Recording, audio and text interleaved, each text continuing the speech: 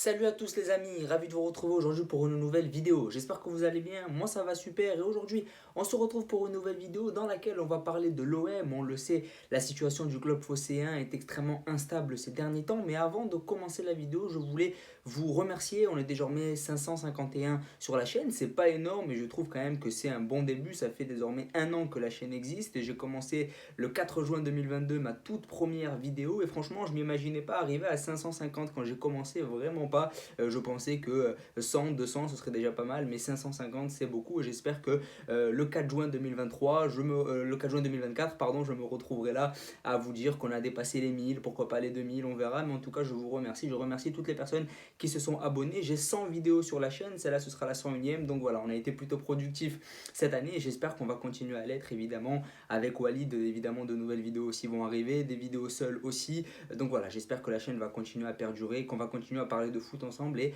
à prendre du plaisir. Revenons maintenant sur l'OM. La situation de l'OM est extrêmement instable et ça a été parfaitement symbolisé par le départ d'Igor Tudor. Moi je me rappelais que je disais que je voulais que le coach croate reste, c'était vraiment ma priorité, je voulais qu'on inscrive quelque chose sur le long terme, qu'on écrive une belle histoire avec Igor Tudor parce que c'est un coach jeune qui a des idées, c'est un coach qui vraiment a insufflé de la rigueur, du travail, du professionnalisme, un vrai dispositif de jeu. Je trouvais qu'il avait vraiment des idées et même si on n'était pas d'accord, et c'est vrai que certaines de ses figures en tant que coach peuvent diviser, c'est vrai que les coachs comme Tudor qui arrivent et qui mettent en place une rigueur de travail, une nouvelle éthique de travail peuvent souvent diviser et je trouvais que les supporters de l'OM avaient été très très durs envers lui en le sifflant notamment avant son premier match et je trouvais que la saison de l'OM l'année dernière, enfin cette année en tout cas, a été ponctuée de hauts et de bas. C'est vrai qu'on a eu beaucoup de hauts avec la victoire contre le PSG, avec des moments où on titillait, aussi le Paris Saint-Germain pour le titre, où on était vraiment bien. Il y a eu des moments aussi où on gagnait des matchs en Ligue des Champions, et Dieu sait que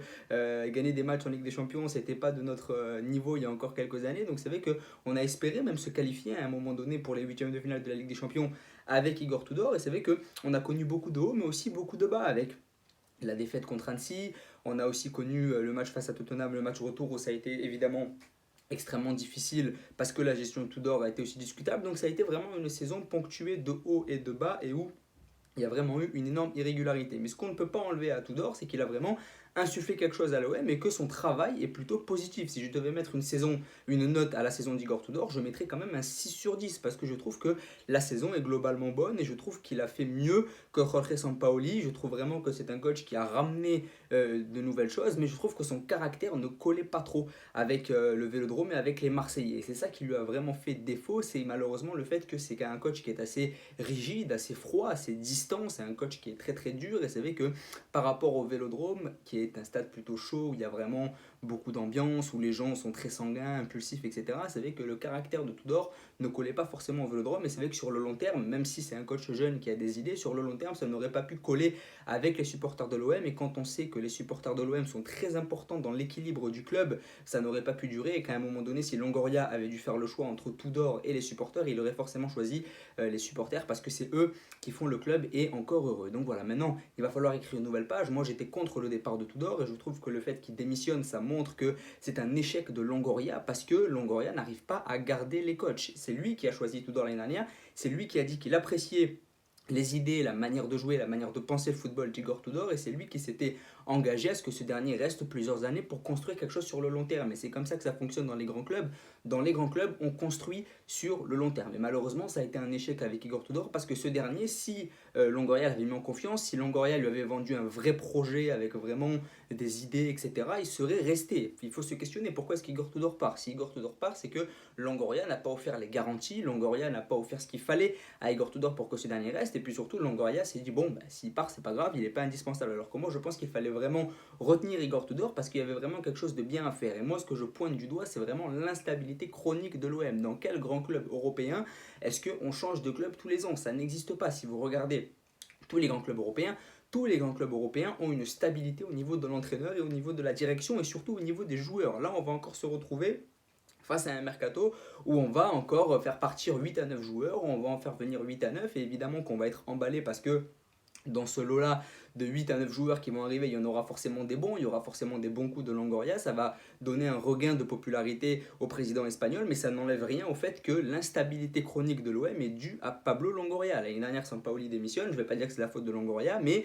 encore une fois, quand ton coach démissionne au bout d'un an, que l'autre qui arrive démissionne encore au bout d'un an, c'est qu'au bout d'un moment, le problème, c'est le président. Et le président espagnol jouit d'une vraie popularité à l'OM, d'une vraie immunité, parce qu'il a vraiment fait des très bons coups sur le mercato, qu'il a vraiment eu de belles idées, le nez fin, parce que l'année dernière, quand on siffle tout d'or, on siffle tout d'or, alors qu'on aurait dû aussi siffler Longoria, parce que c'est Longoria qui ramène tout d'or. Donc c'est vrai que il a vraiment une grosse immunité à l'OM, et c'est vrai qu'il a raison, encore une fois, de faire ces choix-là. Le fait de ramener tout d'or, c'était un bon choix. Le fait de ramener Sanchez, c'était vraiment aussi un très très bon coup, Mbemba, donc c'est vrai qu'il multiplie les bons coups sur le mercato, mais c'est aussi un président qui a fait des erreurs. Je trouve que ne pas avoir retenu Longoria, ne pas avoir retenu Tudor, ne pas être parvenu à être assez attractif pour retenir le coach croate, ça aussi, ça a été une erreur de Pablo Longoria. Et puis il fait aussi énormément d'erreurs, c'est qu'à chaque fois, il rebâtit l'effectif à chaque fin de saison, le président espagnol décide de rebâtir l'effectif et ça c'est pas une bonne idée parce que dans un grand club il faut une certaine stabilité et Longoria n'arrive pas à trouver cette stabilité là. Et puis moi il y a une autre question que je me pose par rapport à Longoria, c'est